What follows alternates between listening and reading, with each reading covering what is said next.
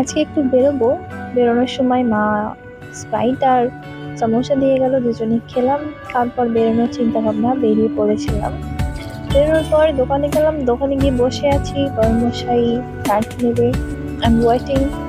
তার হয়ে গেলে আমরা নিয়ে একটা রেস্টুরেন্টে যাবো আর সেখান থেকে একটা বার্গার নেবো। এখন সে চয়েস করছে এটা না ওটা। সো আমি বাইরে বেরিয়ে ওয়েটিং করছিলাম।